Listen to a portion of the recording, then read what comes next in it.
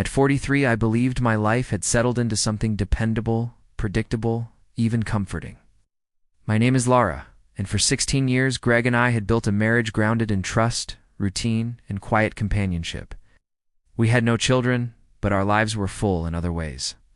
Stable careers, shared laughter, and the ease that comes from knowing exactly where you stand.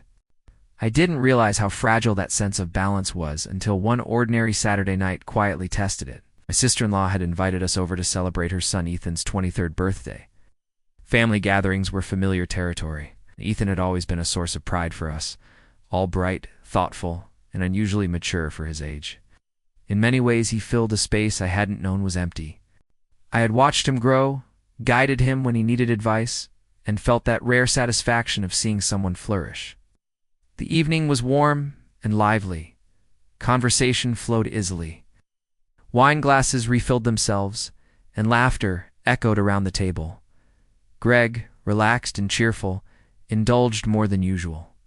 By the end of the night, he leaned on me slightly, his steps unsteady, his smile unfocused. Ethan noticed immediately. "Let me help," he said gently, concern written across his face. Together, we guided Greg to the car and began the quiet drive home. Ethan spoke about his future, his studies, his ambitions, the pressure he felt to make the right choices.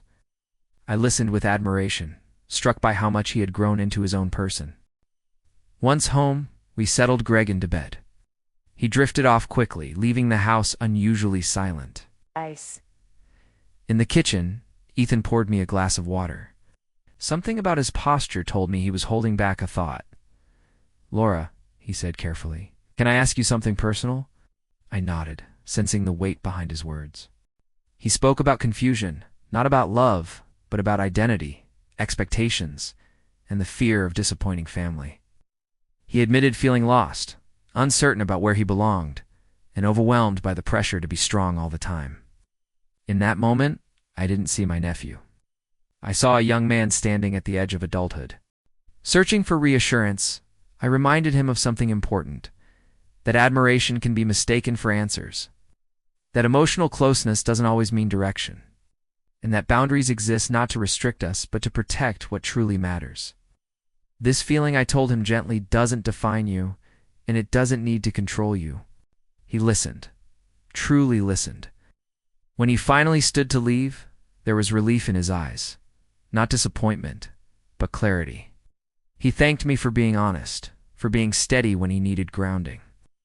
After the door closed behind him, I remained in the quiet kitchen, reflecting on how easily life can drift into uncertainty, and how essential it is to choose integrity when emotions blur the path. The days that followed were calmer. Ethan kept a respectful distance, focusing on his growth.